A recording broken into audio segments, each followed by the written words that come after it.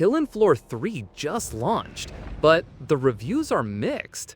Some say solo play is brutal, others mention performance issues, and there are a few design choices people aren't happy with. So, should you try it? I've been testing it solo because I don't like humans. Kidding, kind of. So today, it's time to break it all down. What the game actually is, what the reviews are saying, my own thoughts, and whether solo is actually playable. Let's dive in. Killing Floor 3 is a wave-based co-op shooter set in the year 2091. You run short, intense missions on the same maps over and over, trying to survive longer, earn rewards, level up, and improve your loadout. You're part of a rebel group called Nightfall, trying to stop a mega corporation called Horzine from unleashing its army of mutated creatures known as Zeds.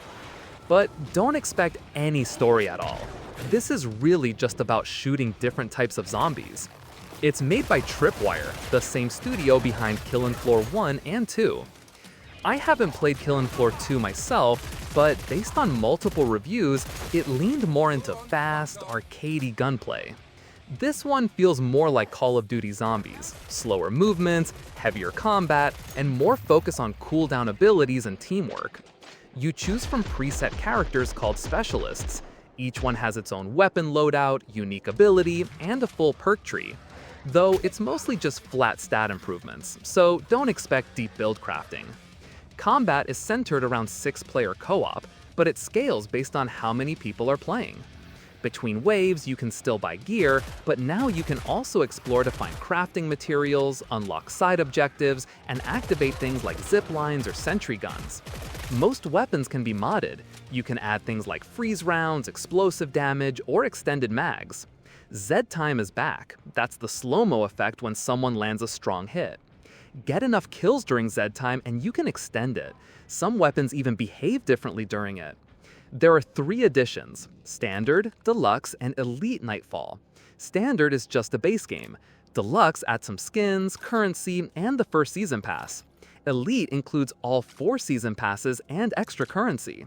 No gameplay advantages, so unless you care about cosmetics, Standard is enough. The game is $39.99 on Steam. It's cheaper on Instant Gaming, I'll put a link in the description. But keep in mind, you can't refund if you buy there. And with mixed reception, that refund option might be worth keeping. Now let's talk solo.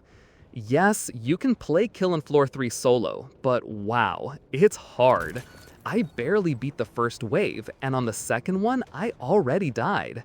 The enemy count does scale based on your team size, but it's not fully scalable. And of course, you're missing the way multiple players complement each other. It doesn't help that you don't get AI teammates. You're completely on your own. No one's reviving you, no one's healing you.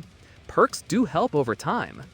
For example, in the first fight, I ran out of ammo, but once I unlocked a perk that increases ammo capacity, it helped a lot. It's doable, but really tough, and you might hit a wall. This isn't a final verdict that says go buy it if you're playing solo. It's just my first impression, and I definitely say buyer beware. If you want a more chill experience, this probably isn't it. So why are reviews mixed? Performance is definitely an issue. As you saw, I already had stutters in solo, so it's probably worse in multiplayer. But it's mostly other things. There's no option for bots, and combined with everything I just said about solo, that's a big part of the negative reviews. Progression is also pretty limited right now, though the developer has confirmed they'll expand it later. And a lot of cosmetics are tied to seasonal passes. For longtime fans, the slower pace and heavier feel is a big shift from the more arcadey style of Killing Floor 2. So basically, if you've never played Killing Floor 2 and you're planning to play with at least one other person, the negative reviews might not matter much to you. But if you love those earlier games, you'll want to be aware of the changes, or maybe hold off until the reviews improve. It's not a one-size-fits-all situation right now. Are you playing Killing Floor 3? And how are you finding it so far? Solo or with friends? Let me know in the comments. After a few hours of play, I'm actually having a lot of fun.